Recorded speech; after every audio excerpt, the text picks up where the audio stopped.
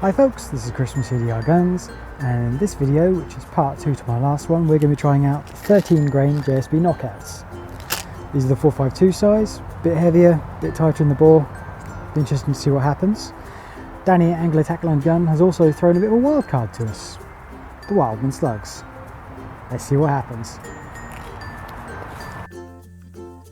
So, first of all, we start off with the Catran, which is paired up with its usual AirMaks 30SF soap.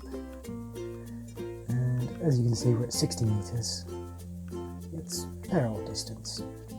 Obviously well outside what you'd use for hunting, but it does serve a useful purpose of, if there is going to be any spread in the group, it will be a lot easier to identify at this distance.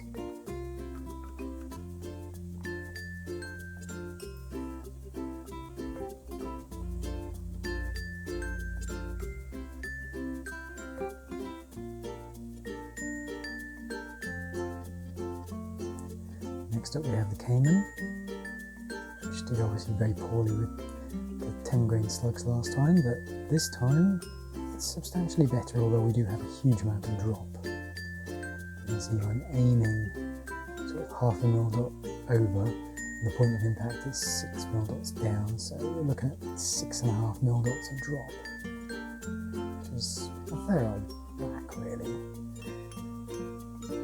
But as you can see, the group it printed is certainly a fair bit better than it was last time.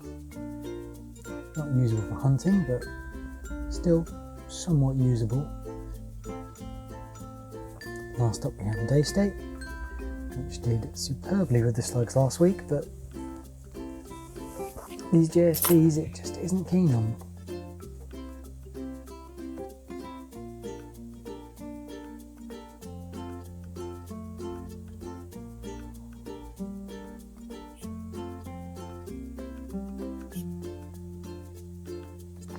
And then of course my target started to peel up because it was cold and the adhesive just wasn't sticking very well. As you can see, these are the groups with a pellet tin lid for scale.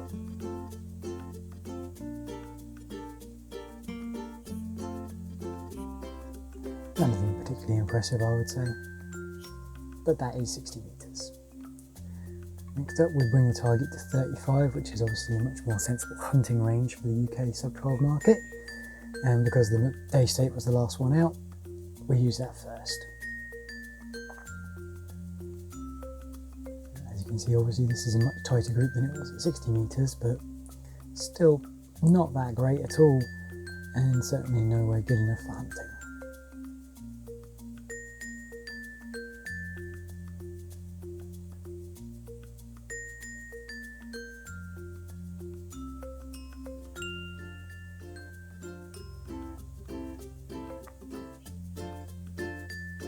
Next up we've got the Cayman, which, as you can see, we've had a bit of a flyer there, so we seem to get back into it, so it could have been a bit of a damaged skirt.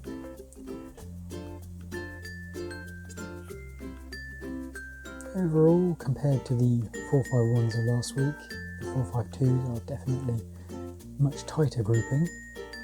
Still, I wouldn't say a usable group, but that's by the by. Lastly, we have the Catran, and as you can see, it produces a fairly respectable little group. Arguably, still not good enough for hunting, but certainly much more usable. Potentially with some tweaks to the valve and rod pressure and so on, we might be able to improve on that. Obviously, do you want to tune the rifle just to shoot one kind of ammunition? Not overly. Next up we have the Wildman slugs, and as you can see, we are substantially tighter.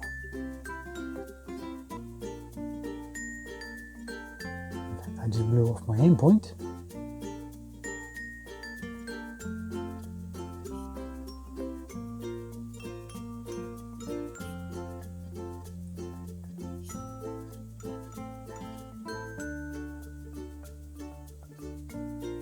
can see a couple of those are going into the same hole. That last one dropped a bit low there. Here we have the Cayman. And this, I do have to say, printed a very nice little group. That third shot landed in the same hole as the second. Fourth shot went a bit wide. Fifth shot landed quite close to it, so that could well have been me rather than the ammunition. So you can probably appreciate I don't really have a small aim point here, it's just that large black splodge. Make a nice little rosette. And then that is an aim point there which Danny provided after my issues with the Cayman. And as you can see, the Daystate certainly is very happy with these wild ones. We don't know what size they are, just 177, we don't know the exact weight or the ballistic coefficient, but they are certainly impressive. GoPro sadly stopped filming after the 7th shot, so the last 3 here, we don't have the on-target footage, but as you saw in the earlier bits, they were pretty darn good. Hopefully you enjoyed this video, keep safe, we'll see you in the next one.